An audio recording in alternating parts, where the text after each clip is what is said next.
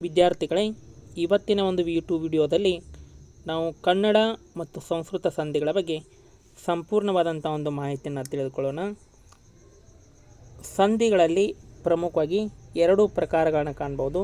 ಒಂದು ಕನ್ನಡ ಸಂಧಿ, ಇನ್ನೊಂದು ಸಂಸ್ಕೃತ ಸಂಧಿ. ಕನ್ನಡ ಸಂಧಿಯಲ್ಲಿ ಸ್ವರ ಸಂಧಿಗಳು ತಂದಾಗ ಲೋಪ ಸಂಧಿ, ಆಗಮ ಸಂಧಿ ಎರಡು ಬರ್ತವೆ. ಕನ್ನಡ ಸಂಧಿಯಲ್ಲಿ ವ್ಯಂಜನ ಸಂಧಿ ಅಂದಾಗ ಆದೇಶ ಸಂಧಿ. ಇನ್ನು ಸಂಸ್ಕೃತ ಸಂಧಿಯಲ್ಲಿ ಎರಡು ವಿಭಾಗ, ಸ್ವರ ಸಂಧಿ ಮತ್ತು ವ್ಯಂಜನ ಸಂಧಿ. ಸ್ವರ ಸಂಧಿಗಳು ಅಂದಾಗ ಸವರ್ಣ ದೀರ್ಘ ಸಂಧಿ, ಗುಣಸಂಧಿ, ವೃದ್ಧಿ ಸಂಧಿ, ಯನ್ ಸಂಧಿ, ನಾಲ್ಕು ಪ್ರಕಾರಗಳು. ಇನ್ನು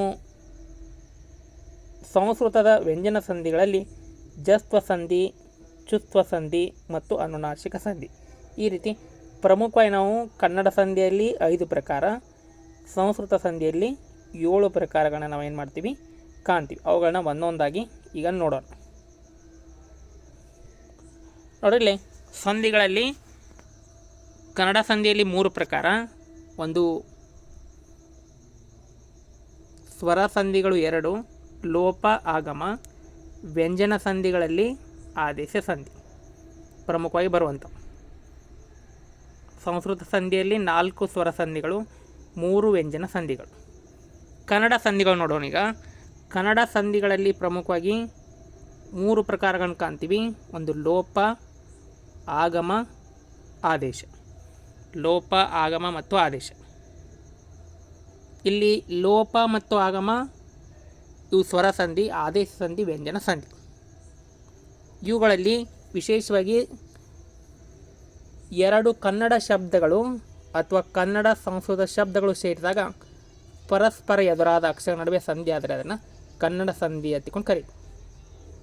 ಸಂಧಿ ಆಗುವಾಗ ಅಕ್ಷರ ಪೂರ್ವಪದ ಕೊನೆಯ ಅಕ್ಷರ ಲೋಪ ಆಯಿತು ಅಂತಂದ್ರೆ ಅದನ್ನು ನಾವು ಒಂದು ಲೋಪ ಸಂಧಿ ಅನ್ನುವಂಥ ಕರಿತೀವಿ. ನೋಡು, ಲೋಪ ಸಂಧಿ ಹತ್ರ ಪೂರ್ವಪದ ಕೊನೆಯ ಅಕ್ಷರ ಲೋಪ ಆಗುವಂಥ. ನೋಡಿ, ಊರು ಪ್ಲಸ್ ಊರು ಏನಕ್ಕತ್ತಿದ, ಊರೂರು, ಊರೂರು.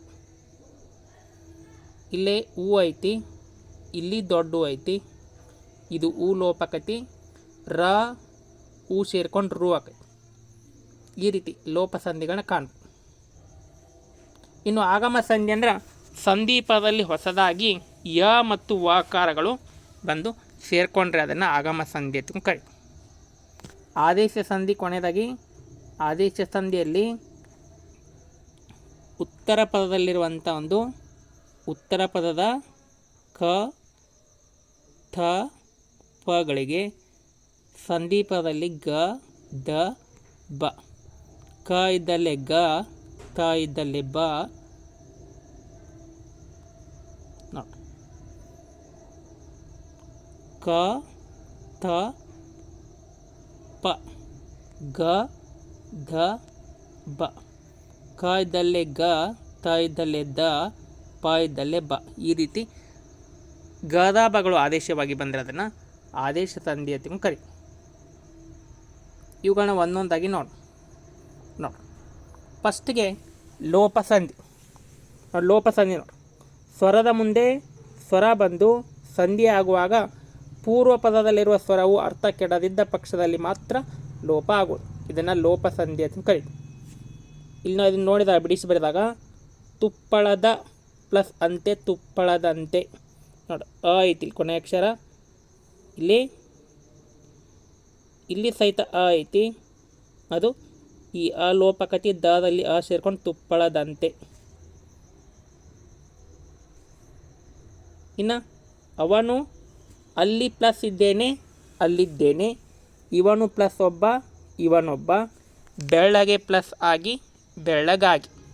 ಈ ರೀತಿ ಪ್ರಮುಖವಾಗಿ ಏನು ಮಾಡ್ತೀವಿ ಅಂದರೆ ನಾವು ಇಲ್ಲಿ ಲೋಪ ಸಂಧಿಯನ್ನು ಕಾಣ್ತೀವಿ. ಪೂರ್ವಪದ ಕೊನೆಯ ಅಕ್ಷರಗಳು ಲೋಪ ಆಗುವಂಥದ್ದು, ಅದು ಲೋಪ ಸಂಧಿ ಎತ್ತಿಕೊಂಡು ಕರೆಸ್ಕೊಬೇಕು. ಇನ್ನು ಆಗಮ ಸಂಧಿ ಅಂದರೆ ಸ್ವರದ ಮುಂದೆ ಸ್ವರ ಬಂದು ಸಂಧಿ ಪದದಲ್ಲಿ ಯ ಮತ್ತು ವಕಾರಗಳು ಬಂದರೆ ಅದನ್ನು ಆಗಮ ಸಂಧಿ ಅಂತ ಕರಿತೀವಿ. ಕೆಲವೊಂದಿಷ್ಟು ಲೋಪ ಸಂಧಿಗಳನ್ನ ನಾವು ಬಿಡಿಸಿ ಬರೆದಾಗ ಗೊತ್ತಾಗತ್ತಿ ನೋಡ್ರಲೆ. ಹಣದ ಆಶೆಗೆ, ಹಣದ ಆಶೆಗೆ, ಹಣದ ಪ್ಲಸ್ ಆಶೆಗೆ, ಭಾಳ ಎಕ್ಸಾಮಲ್ಲಿ ಕೇಳುವಂಥದ್ದು. ಹಣದ ಆಶೆಗೆ, ಹಣದ ಪ್ಲಸ್ ಆಶೆಗೆ. ಇಲ್ಲಿ ಅ ಐತಿ, ಇಲ್ಲಿ ಆ ಐತಿ. ಈ ಅ ಲೋಪ ಆದ್ರೆ ದದಲ್ಲಿ ಆ ಸೇರ್ಕೊಂಡ ದ ಆಗುವಂಥ ಹಣದ ಆಶೆಗೆ. ಇನ್ನು ಕಾಲುಂಗರನೂ ಅದೇ ರೀತಿ, ಕಾಲು ಪ್ಲಸ್ ಉಂಗುರ, ಕಾಲುಂಗುರ. ಇಲ್ಲಿ ಸಹಿತ ಕೊನೆಯ ಅಕ್ಷರ ಲೋಪ ಆಗುವಂಥ ಊ ಲೋಪ ಆಕತಿ, ಲದಲ್ಲಿ ಊ ಸೇರ್ಕೊಂಡ ಕಾಲುಂಗುರ. ಅದೇ ರೀತಿ ಒಂದು ಊರಲ್ಲಿ ಮತ್ತೊಮ್ಮೆ, ಮತ್ತೆ ಪ್ಲಸ್ ಒಮ್ಮೆ. ನೋಡಿ, ನಿಮಗೆ ಯಾವಾಗಲೂ ಪದಗಳನ್ನು ಬಿಡಿಸಿ ಬರಲಿಕ್ಕೆ ಗೊತ್ತಾವೆ. ಮತ್ತೆ ಏಕಾರ ಲೋಪಕತೆ, ತದಲ್ಲಿ ಓ ಸೇರ್ಕೊಂಡ ತೋ ಆಗಿರುವಂಥದ್ದು. ಅದೇ ರೀತಿ ಊರಲ್ಲಿ ನೋಡಿ, ಊರು ಪ್ಲಸ್ ಅಲ್ಲಿ, ಊರಲ್ಲಿ. ನಾಡು ಪ್ಲಸ್ ಎಲ್ಲ, ನಾಡೆಲ್ಲ. ನಾವು ಪ್ಲಸ್ ಎಲ್ಲರೂ, ನಾವೆಲ್ಲರೂ. ಈ ರೀತಿ ಲೋಪಸಂಧಿಗೆ ನಾವು ಸಾಕಷ್ಟು ಉದಾಹರಣೆಗಳನ್ನ ಏನು ಮಾಡ್ಬೋದು ಅಂತಂದ್ರೆ ಬಳಸ್ಬೋದು. ಇನ್ನು ಲೋಪಸಂಧಿ ಆದ ನಂತರ ನೆಕ್ಸ್ಟು ಆಗಮ ಸಂಧಿ. ನೋಡಿ, ಸಂಧಿಪದಲ್ಲಿ ಹೊಸದಾಗಿ ಯಕಾರ ಅಥವಾ ವಕಾರ, ಯಕಾರ ಅಥವಾ ವಕಾರಗಳು ಬಂದು ಅಂತಂದ್ರೆ ಅದು ಆಗಮ ಸಂಧಿ. ನೋಡಿ, ಕುರಿ ಇದು ಐತಿ, ಕುರಿ ಪ್ಲಸ್ ಇದು ಕುರಿ. ಇದು ಹೂವಿಂದ, ಹೂ ಪ್ಲಸ್ ಇಂದ ಹೂವಿಂದ. ನೋಡಿ, ವಕಾರ ಆಗಮವಾಗುವಂಥ ಹೂವಲ್ಲಿ, ಹೂ ಪ್ಲಸ್ ಅಲ್ಲಿ, ಹೂವಲ್ಲಿ. ಈ ರೀತಿ ಹೂವಿಂದ, ಹೂವಲ್ಲಿ. ಭವ್ಯವಾದ ಐತೆ ನೋಡಿ, ನೆಕ್ಸ್ಟ್ ಭವ್ಯವಾದ. ಭವ್ಯ ಪ್ಲಸ್ ಆದ, ಭವ್ಯವಾದ. ಮೇಯಿಸು, ಮೇ ಪ್ಲಸ್ ಇಸು, ಮೇಯಿಸು. ನೋಡಿ, ಸಂಧಿಪದಲ್ಲಿ ಇಸು, ಈ ಹೊಸ ಆಗಮ. ಹೃದಯವನ್ನು, ಹೃದಯ ಪ್ಲಸ್ ಹಣ್ಣು. ಈ ರೀತಿ ಆಗಮ ಸಂಧಿಯ ತಂದಾಗ ಪೂರ್ವ ಪದ ಮತ್ತು ಸಂಧಿಪದಲ್ಲಿ ಯ ಮತ್ತು ವಕಾರಗಳು ಹೊಸದಾಗಿ ಆಗಮ ಆಗುವಂಥದ್ದು. ನೋಡಿ, ಇಲ್ಲೊಂದಿಷ್ಟು ಉದಾಹರಣೆ ಅದಾವು. ಹಳ್ಳಿ ಪ್ಲಸ್ ಅಲ್ಲಿ, ಹಳ್ಳಿಯಲ್ಲಿ. ಭಾವನೆ ಪ್ಲಸ್ ಉಂಟಾಯಿತು, ಭಾವನೆ ಉಂಟಾಯಿತು. ಗುರು ಪ್ಲಸ್ ಹಣ್ಣು, ಗುರುಹಣ್ಣು. ಸ್ವಾರಸ್ಯ ಪ್ಲಸ್ ಇಲ್ಲ, ಸ್ವಾರಸ್ಯವಿಲ್ಲ. ನೋಡಿ, ಇವೆಲ್ಲ ಒಂದು ಆಗಮ ಸಂಧಿಗೆ ಉದಾಹರಣೆ. ಯಕಾರ ಮತ್ತು ವಕಾರಗಳು ಆಗಮ ಆಗುವಂಥ. ಇನ್ನು ನೆಕ್ಸ್ಟ್ ವ್ಯಂಜನ ಸಂಧಿ. ಕನ್ನಡ ಸಂಧಿಗಳಲ್ಲಿ ವ್ಯಂಜನ ಸಂಧಿ ಅದು ಆದೇಶ ಸಂಧಿ. ಉತ್ತರ ಪದದ ಆದಿಯಲ್ಲಿರುವ ಕತಪಗ ವ್ಯಂಜನಗಳಿಗೆ ಕ್ರಮವಾಗಿ ಗದಬ ವ್ಯಂಜನಗಳು ಆದೇಶವಾಗಿ ಬರುವಂಥ. ಉತ್ತರ ಪದ ಆದಂದರೆ ಮೊದಲಿನಲ್ಲೇ ಇರುವಂಥ. ಪೂರ್ವ ಪದದಲ್ಲೇ ಯಾವುದೇ ಪದ ಚೇಂಜ್ ಆಗಂಗಿಲ್ಲ. ಉತ್ತರ ಪದದ ಮೊದಲಿರುವಂಥ ಅಕ್ಷರ ಚೇಂಜ್ ಆಗುವಂಥದ್ದು. ಇದಕ್ಕೆ ಉದಾಹರಣೆ ಅಂತಂದ್ರೆ ನೋಡಿ, ಕ ಕ ತ ಪ, ಗ ದ ಬ. ಕ ಇದ್ದಲ್ಲೇ ಗ ಆಕತಿ, ತ ಇದ್ದಲ್ಲೇ ದ ಆಕತಿ, ಪ ಇದ್ದಲ್ಲೇ ಬ ಆಕತಿ. ಈ ರೀತಿ ಬದಲಾವಣೆ ಆಗೋದನ್ನು ಕಾಣ್ತೀವಿ. ನೋಡಿ, ಹಳ ಪ್ಲಸ್ ಕನ್ನಡ ಏನಕ್ಕತ್ತಿದ ಹಳಗನ್ನಡ, ಹಳಗನ್ನಡ, ಹಳಗನ್ನಡ. ಕ ಐತಿಲೆ ಸಂಧಿಪದಲ್ಲಿ ಗ ಆಗಿರುವಂಥ. ಇನ್ನು ಹುಲಿ ಪ್ಲಸ್ ತೊಗಲು, ಹುಲಿ ಪ್ಲಸ್ ತೊಗಲು. ಇಲ್ಲಿ ಏನಕ್ಕತ್ತಿದ ಹುಲಿದೊಗಲು, ತಕಾರಕ್ಕೆ ದಕಾರ, ಹುಲಿದೊಗಲು. ತ ಇದ್ದಲ್ಲೇ ದ ಆಗುವಂಥ ಈ ರೀತಿ ಒಂದು ಆದೇಶ ಸಂಧಿ ನೋಡಲೆ ತುದಿ ಪ್ಲಸ್ ಕಾಲಲ್ಲಿ ತುದಿಗಾಲಲ್ಲಿ, ಹುಲಿ ಪ್ಲಸ್ ತೊಗಲು ಹುಲಿದೊಗಲು, ತಕಾರಕ್ಕೆ ದಕಾರ, ಕಣ್ ಪ್ಲಸ್ ಪಣಿ ಕಂಬಣಿ, ಇದು ಪಕಾರಕ್ಕೆ ಬಕಾರ. ಇನ್ನು ಇವರನ್ನು ಹೊರತುಪಡಿಸಿ ಕೆಲವೊಮ್ಮೆ ಪ ಬ ಮ ಅನ್ನುವಂಥ ವ್ಯಂಜನಗಳಿಗೆ ವಕಾರ ಆದೇಶವಾಗಿ ಬರುವಂಥ ಪ ಬ ಮ ವ್ಯಂಜನಗಳು ನೋಡಿ. ನೀರ್ ಪ್ಲಸ್ ಪಣಿ ನಿರ್ವಣಿ, ಕಡು ಪ್ಲಸ್ ಬೆಳಪು ಕಡುವೆಳಪು. ನೋಡಿ ಇವೆಲ್ಲ ನೋಟ್ ಮಾಡ್ಕೊಳ್ರಿ. ಇವೆಲ್ಲ 6th 7th 8th text book ಒಳಗಿನ ಅದಾವು. ಮೆಲ್ ಪ್ಲಸ್ ಮಾತು ಮೆಲ್ವಾತು. ಪ ಬ ಮ ವ್ಯಂಜನಗಳಿಗೆ ವಕಾರ ಆಗಮ ಆದೇಶವಾಗಿ ಬರುವಂಥ. ಎಲ್ಲರಿಗೂ ಕತಾಪಗಳಿಗೆ ಗದಬಗಳು ಮಾತ್ರ ತಿತ್ಕೊಂಡು ಗೊತ್ತೈತಿ. ಆದ್ರೆ ಪ ಬ ಮ ವ್ಯಂಜನಗಳಿಗೆ ವಕಾರ ಆದೇಶವಾಗುವಂಥದ್ದು ಅದು ಸಹಿತ ಇರುವಂಥದ್ದು. ನೋಡಿ ಆದೇಶ ಸಂಧಿಗೆ ಉದಾಹರಣೆ ಬಿಡಿಸಿ ನೋಡ್ನು. ತಲೆಗೂದಲು ಐತೆ ನೋಡ್ರಿ. ತಲೆಗೂದಲು, ತಲೆ ಪ್ಲಸ್ ಕೂದಲು.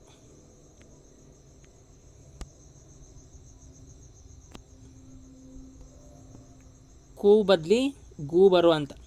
ಇನ್ನು ಬೆಟ್ಟದಾವರೆ, ಬೆಟ್ಟ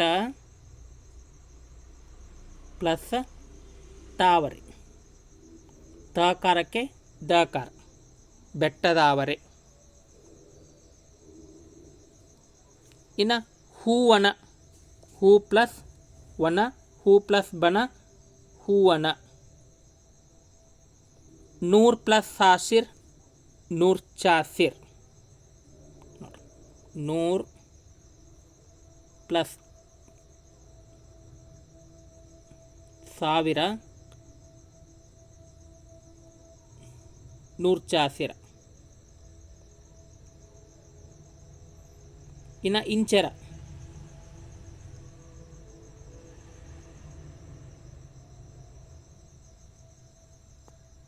ಈ ರೀತಿ ಆದೇಶ ಸಂಧಿಗಳಿಗೆ ತಲೆಗೂದಲು, ಬೆಟ್ಟದಾವರೆ, ಬೆವರ್ವಣಿ, ಹೂವನ, ನೂರ್ ಚಾಸಿರ್, ಇಂಚರ ಇವೆಲ್ಲ ಒಂದು ಆದೇಶ ಸಂಧಿಗೆ ಉದಾಹರಣೆಗಳು.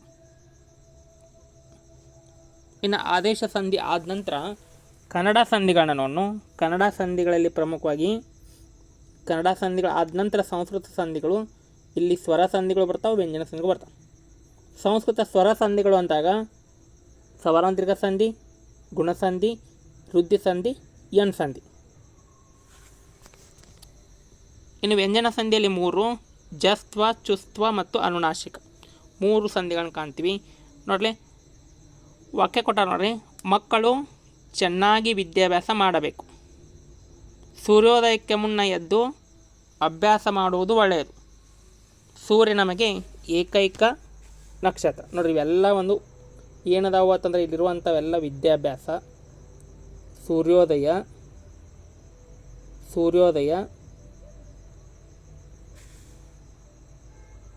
ಇವೆಲ್ಲ ಇರುವಂಥ. ಸೂರ್ಯ ನಮಗೆ ಅತ್ಯಂತ ಹತ್ತಿರದ ನಕ್ಷತ್ರ ಕರಿತೀವಿ. ಸೂರ್ಯನಿಂದ ಅತ್ಯಂತ ಪ್ರಖರವಾದ ಬೆಳಕು ಭೂಮಿಗೆ ದೊರೆಯುತ್ತದೆ. ಸೂರ್ಯ ದಿಗಂತದಲ್ಲಿದ್ದಂತೆ ಕಾಣುತ್ತಾನೆ. ದಿಗಂತ ಅನ್ನುವಂಥದ್ದು ಸಂಧಿವಾಡ. ಅತ್ಯಂತ, ಏಕೈಕ, ಸೂರ್ಯೋದಯ, ಅಭ್ಯಾಸ, ಜಗಜ್ಯೋತಿ, ಚಿನ್ಮಯ ನೋಡಿ ಇವೆಲ್ಲ ಒಂದು ಸಂಸ್ಕೃತ ಸಂಧಿಗೆ ಉದಾಹರಣೆ. ಫಸ್ಟಿಗೆ ನಾವು ಸವರ್ಣ ದೀರ್ಘ ಸಂಧಿ ನೋಡೋಣ. ಸವರ್ಣ ದೀರ್ಘ ಸಂಧಿ. ಸವರ್ಣ ದೀರ್ಘ ಸಂಧಿ ರೂಲ್ಸ್ ಏನು ಹೇಳ್ತಾ ಅಂತಂದರೆ ವಿಶೇಷವಾಗಿ ಸವರ್ಣಗಳು ಪರವಾಗಿ ಸವರ್ಣಗಳು ಅಂತಂದ್ರೆ ಒಂದು ಅ, ಆ, ಇ, ಈ, ಉ, ಉ ನೋಡಿ ಈ ಒಂದು ಸವರ್ಣಗಳು. ಬಿಡಿಸಿ ಬರೆದಾಗ ಸವರ್ಣಗಳು ಸಂಧಿ ಪದದಲ್ಲಿ ದೀರ್ಘವೇ ಬಂದಿದ್ರೆ ಅದನ್ನು ಸವರ್ಣ ದೀರ್ಘ ಸಂಧಿ ಅಂತ ಕರಿತೀವಿ. ನೋಡಿ ರವೀಂದ್ರ, ರವಿ ಪ್ಲಸ್ ಇಂದ್ರ. ರವೀಂದ್ರ ಐತಿಲೆ ರವಿ ಪ್ಲಸ್ ಇಂದ್ರ. ಕರ್ನಾಟಕದಲ್ಲಿ ಹಲವು ದೇವಾಲಯಗಳಿವೆ ನೋಡಿ. ದೇವಾಲಯ ಅನ್ನುವಂಥ ದೇವ ಪ್ಲಸ್ ಆಲಯ.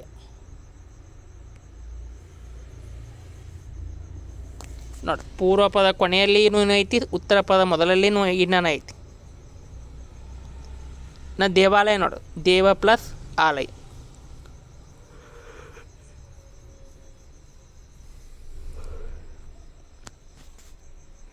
ನೋಡಿ, ಸವರ್ಣ ದೀರ್ಘ ಸಂಧಿ. ನನ್ನ ಗೆಳೆಯ ರವೀಂದ್ರ, ರವಿ ಪ್ಲಸ್ ಇಂದ್ರ. ದೇವಾಲಯ, ದೇವ ಪ್ಲಸ್ ಆಲಯ. ಗುರು ಪ್ಲಸ್ ಉಪದೇಶ ನೋಡಿ, ಗುರುಪದೇಶ. ಗುರು ಪ್ಲಸ್ ಉಪದೇಶ.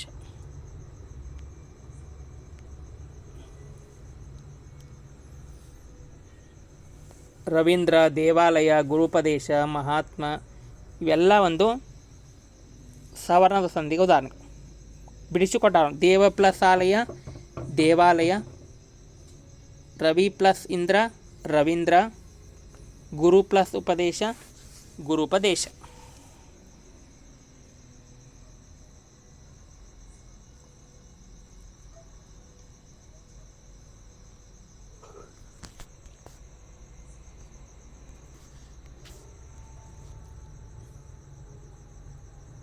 ಸವರ್ಣದ ಸಂಧಿಗಳನ್ನು ಬಿಡಿಸೋನು.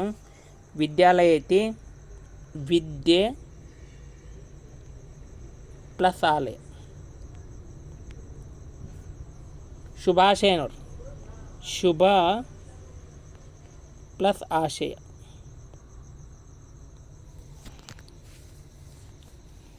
ಹರೀಶ್ವರ ನೋಡಿ, ಹರಿ ಪ್ಲಸ್ ಈಶ್ವರ.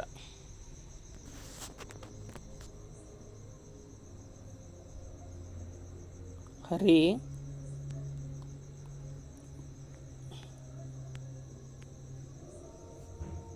ಹರಿ ಪ್ಲಸ್ ಈಶ್ವರ, ಹರೀಶ್ವರ. ಗ್ರಂಥ ಪ್ಲಸ್ ಆಲಯ, ಗ್ರಂಥಾಲಯ. ನೋಡ್ರಿ, ಎಲ್ಲ ವರ್ಡ್ಗಳಲ್ಲಿ ಒಂದು ದೀರ್ಘ ಸ್ವರವೇ ಆಗಮವಾಗಿ ಬರುವಂಥ.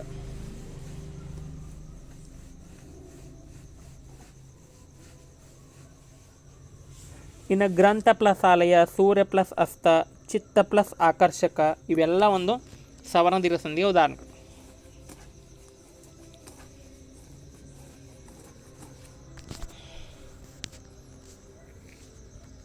ಇನ್ನು ಗುಣಸಂಧಿ ನೋಡಿ, ಗುಣಸಂಧಿ.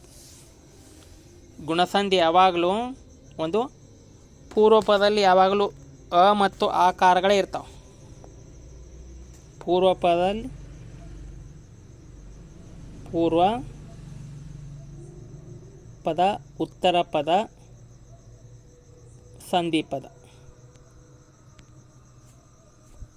ಪೂರ್ವ ಪದದಲ್ಲಿ ಯಾವಾಗಲೂ ಅ ಮತ್ತು ಆನ ಇರ್ತಾವೆ.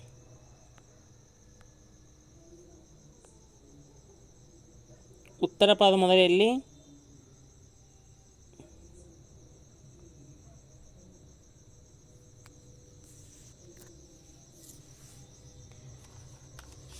ಇಲ್ಲಿ ಆ ಇದ್ರೆ ಇಲ್ಲಿ ಗುಣಸಂಧಿಯಲ್ಲಿ ಇಲ್ಲೇ ಈ ಬಂತು ಅಂದ್ರೆ ಸಂಧಿ ಪದದಲ್ಲಿ ಎ ಬರ್ತೈತಿ. ಇಲ್ಲಿ ಉ ಮತ್ತು ಉ ಬಂದು ಅಂತಂದ್ರೆ ಇಲ್ಲಿ ಓ ಬರ್ತೈತಿ. ಇಲ್ಲಿ ರು ಬಂತು ಅಂತಂದ್ರೆ ಅರ್ಕಾರ ಬರ್ತೈತಿ. ಈ ರೀತಿ ಪೂರ್ವ ಪದ, ಉತ್ತರ ಪದ ಮತ್ತು ಸಂಧಿ ಪದ.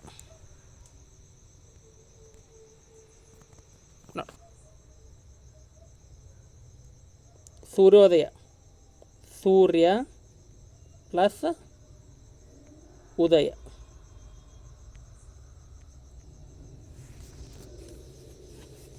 ಇನ್ನು ಗ್ರಾಮ ಪ್ಲಸ್ ಉದ್ಧಾರ, ಗ್ರಾಮೋದ್ಧಾರ. ಗಣ ಪ್ಲಸ್ ಈಶ ನೋಡ್ರಿ, ಗಣ ಪ್ಲಸ್ ಈಶ, ಗಣೇಶ. ರಾಜ್ಯ ಪ್ಲಸ್ ಉತ್ಸವ, ರಾಜ್ಯೋತ್ಸವ. ಗುಣಸಂಧಿಗೆ ಉದಾಹರಣೆ.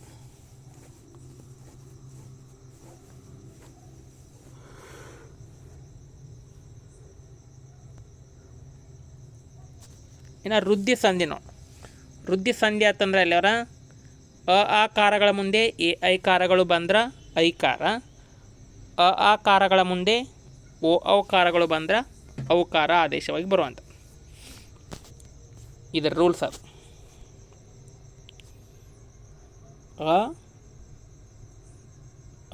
ಆಕಾರಗಳ ಮುಂದೆ ಈ ಕಾರಗಳು ಬಂದು ಅಂದ್ರೆ ಏಕಾರ. ಇದು ಗುಣಸಂಧಿಯಾಗಿ ಇಲ್ಲಿ ವೃದ್ಧಿ ಸಂಧಿ ಅಂತಂದಾಗ ವೃದ್ಧಿ ಸಂಧಿಯಲ್ಲಿ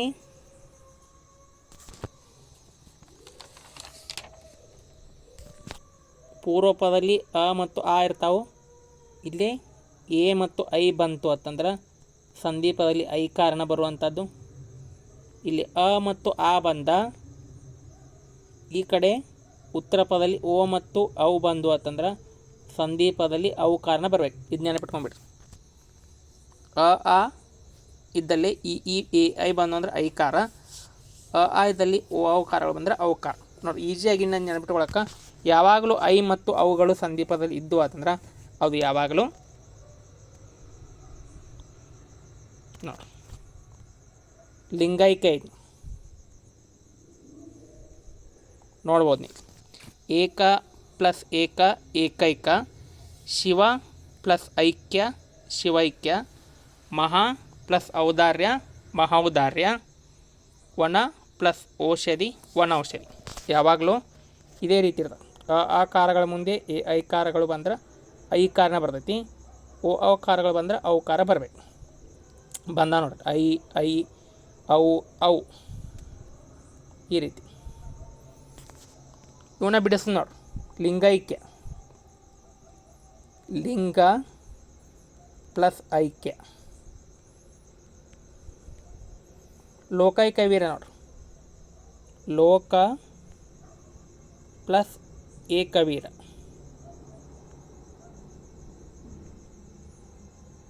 ಲೋಕೈಕ ವೀರ.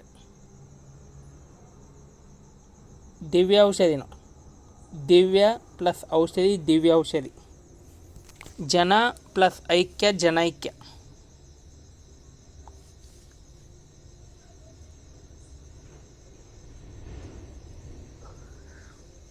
ಈ ರೀತಿ ಐ ಮತ್ತು ಔಕಾರಗಳು ಯಾವಾಗಲೂ ಸಂಧಿ ಪದದಲ್ಲಿ ಬಂದಿದ್ದು ಅಂತಂದ್ರೆ ಅದನ್ನು ನಾವು ವೃದ್ಧಿ ಸಂಧಿ ಅಂತ ಕರಿ. ಇನ್ನು ಎಣ್ ಸಂಧಿ ನೋಡಿ ಎಣ್ ಸಂಧಿ ಈ ಉ ಮತ್ತು ಋಕಾರಗಳಿಗೆ ಸವರ್ಣವಲ್ಲದ ಪರಗಳು ಬಂದು ಅಂತಂದ್ರೆ ಅಲ್ಲಿ ಈ ಕಾರಗಳಿಗೆ ಯಕಾರ, ಉ ಕಾರಗಳಿಗೆ ವಕಾರ, ಋಕಾರಕ್ಕೆ ರಕಾರ ಒಂದು ಆದೇಶವಾಗಿ ಬರುವಂಥ ನೋಡಿ. ಆದೇಶ ಸಂಧಿ ಯಾವಾಗಲೂ ಒಂದು ಎನ್ ಸಂಧಿಯಲ್ಲಿ ಪೂರ್ವಪದಲ್ಲಿ ಈ ಕಾರಗಳು ಇದ್ದು ಅಂದ್ರೆ ಈ ಕಡೆ ಉತ್ತರ ಪದದಲ್ಲಿ ಯಾವುದೇ ಸವರ್ಣವಲ್ಲದ ಪದ ಇರ್ತದೆ. ಇಲ್ಲಿ ಯ ಬರ್ತೈತಿ. ಉ ಇದ್ದು ಅಂತಂದ್ರೆ ಇಲ್ಲೇ ಸವರ್ಣವಲ್ಲದ ಪದ ವ ಬರ್ತೈತಿ. ಇಲ್ಲಿ ರು ಇತ್ತು ಅಂತಂದ್ರೆ ಸಂಧಿ ಪದದಲ್ಲಿ ಅರ್ಕಾರ ಅಥವಾ ರೇಪೆ ಬರ್ತೈತಿ ನೋಡಿ. ಇತಿ ಪ್ಲಸ್ ಆದಿ ಇತ್ಯಾದಿ ಯಾಕಾರ, ಗುರು ಪ್ಲಸ್ ಆಜ್ಞೆ ಗುರುವಾಜ್ಞೆ ವಕಾರ,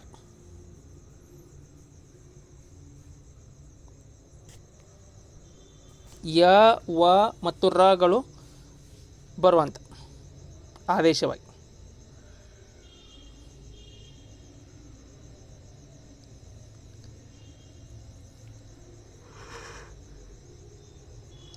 ಜಾತಿ ಪ್ಲಸ್ ಅತೀತ ಜಾತ್ಯತೀತ ವಿಶೇಷವಾಗಿ ಯ ವ ರಗಳು ಬರ್ತಾವೆ ನೋಡಿ. ಅತ್ಯಂತ ಅತಿ ಪ್ಲಸ್ ಅಂತ್ಯ, ಗತಿ ಪ್ಲಸ್ ಅಂತರ ಗತ್ಯಂತರ. ಇನ್ನು ಅಣ್ವಸ್ತ್ರ ಅಣು ಪ್ಲಸ್ ಅಸ್ತ್ರ ಅಣ್ವಸ್ತ್ರ.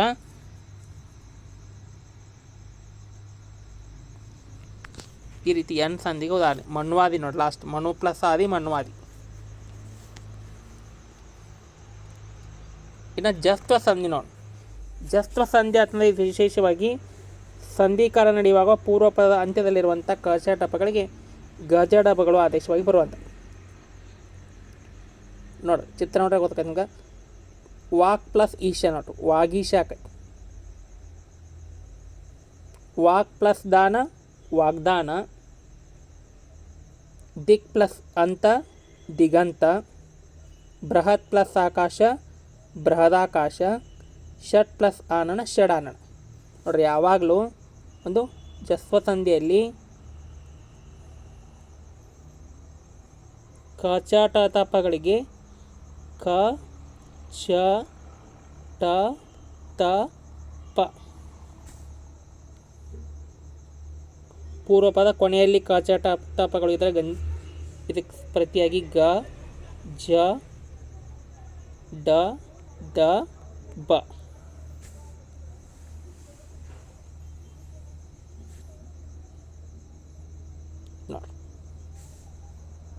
ನೋಡಿ, ವಾಕ್ ಪ್ಲಸ್ ಹೀಗೆ ವಾಗೀಶ, ವಾಕ್ ಪ್ಲಸ್ ದಾನ ವಾಗ್ದಾನ, ದಿಕ್ ಪ್ಲಸ್ ಅಂತ ದಿಗಂತ.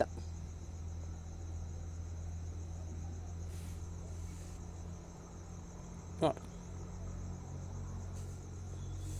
ಜಸ್ವ ಸಂಧಿ ನೋಡ್ರಿ, ಷಡಾನನ, ಆಮೇಲೆ ಷಣ್ಮುಖ,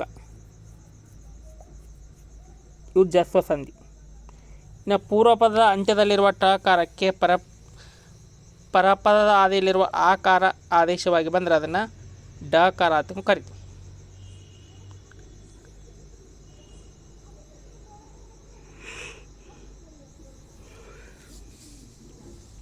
ಕಚಾಟ ತಪಗಳಿಗೆ ಗಜಡ ತಪಗಳು ಆದೇಶವಾಗಿ ಬರುವಂಥ. ನೆಕ್ಸ್ಟ್ ನೋಡಿ, ಜಸ್ವ ಸಂಧಿ. ದಿಕ್ ಪ್ಲಸ್ ಅಂತ ನೋಡಿ, ದಿಕ್ ಪ್ಲಸ್ ಅಂತ ದಿಗಂತ.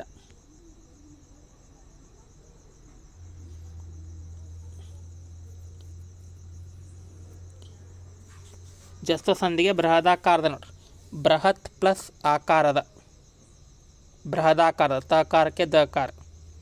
ಸತ್ ಪ್ಲಸ್ ಉದ್ದೇಶ ನೋಡ್ರಿ, ಸತ್ ಪ್ಲಸ್ ಉದ್ದೇಶ, ಸದುದ್ದೇಶ.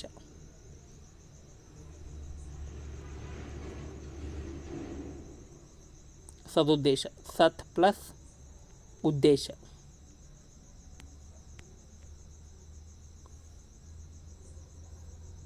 ಇನ್ನು ಸದ್ಧರ್ಮ ನೋಡ್ರಿ, ಸತ್ ಪ್ಲಸ್ ಧರ್ಮ ಸದ್ಧರ್ಮ. ಹೈದ್ರೋಗ, ವಿದ್ಯುತ್ ದೀಪ, ಷಡಕ್ಷರಿ. ಚೂ ನೋಡ್ರಿ, ಚೂ ಅಕ್ಷರಗಳು ಎತ್ಕೊಂಡು ಕರಿತೀವಿ, ಚೂ ಅಕ್ಷರಗಳು.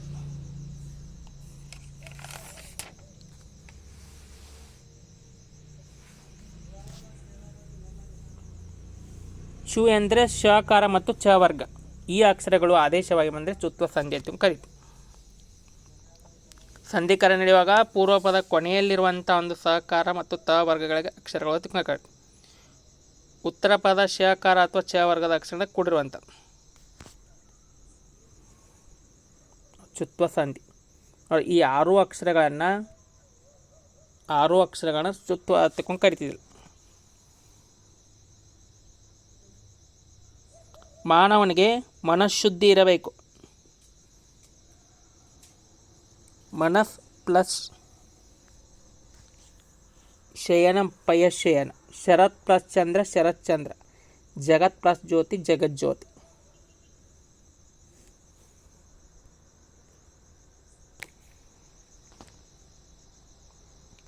ವಿದ್ಯುತ್ ಶಕ್ತಿ ನೋಡ್ರಿ, ಚುತ್ವ ಸಂಧಿಗೆ ವಿದ್ಯುತ್ ಶಕ್ತಿ, ವಿದ್ಯುತ್ ಪ್ಲಸ್ ಶಕ್ತಿ, ವಿದ್ಯುತ್ ಶಕ್ತಿ ಆಕೈತೆ, ವಿದ್ಯುತ್ ಪ್ಲಸ್ ಶಕ್ತಿ, ವಿದ್ಯುತ್ ಶಕ್ತಿ. ಇನ್ನು ಸಚ್ಚಾರಿತ್ರ್ಯ ನೋಡು, ಸತ್ ಪ್ಲಸ್ ಚಾರಿತ್ರ್ಯ ಸಚ್ಚಾರಿತ್ರ್ಯ, ಮನಸ್ ಪ್ಲಸ್ ಚಂಚಲ ಮನಶ್ಚಂಚಲ,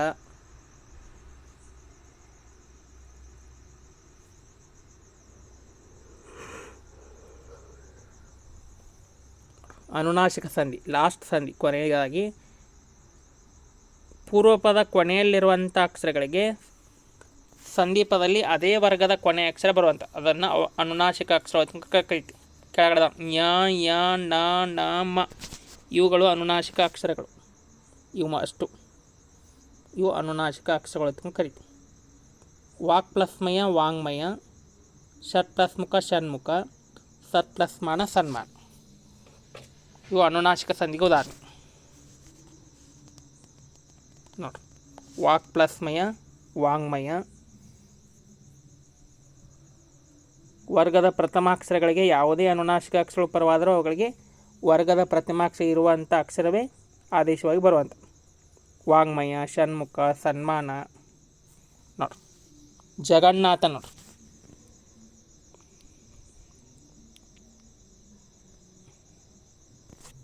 ಜಗನ್ನಾಥ, ಜಗತ್,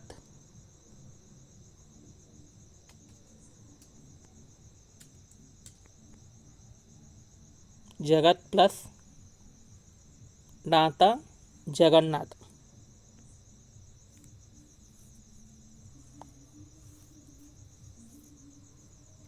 ಈ ರೀತಿ ಒಂದು ಅನುನಾಸಿಕ ಸಂಧಿಯನ್ನು ಕಾಣ್ತೀವಿ. ಇವು 10ನೇ ತರಗತಿಯಲ್ಲಿದ್ದಂಥ ಒಂದು ಉದಾಹರಣೆಗಳು, ಸಂಧಿಗಳಿಗೆ ನೋಡ್ರಿ. ಲೋಪ ಸಂಧಿ, ಊರೂರು ಇವೆಲ್ಲ ಬಿಡಿಸಿಟ್ಟುವರೆ ಬರೆದ. ಊರೂರು, ಬಲ್ಲೆನೆಂದು, ಮಾತಂತು, ಸಂಪನ್ನರಾದ. ಆಗಮ ಸಂಧಿಗೆ ಉದಾಹರಣೆ ಗೊತ್ತದ ನಿಮ್ಗೆ. ಆದೇಶ ಸಂಧಿಗೆ ಮಳೆ ಪ್ಲಸ್ ಕಾಲ ಮಳೆಗಾಲ, ಮೈ ಪ್ಲಸ್ ತೋರು ಮೈದೋರು, ಬೆಂಕಿ ಪ್ಲಸ್ ಹಚ್ಚು ಬೆಂಕಿ ಹಚ್ಚು.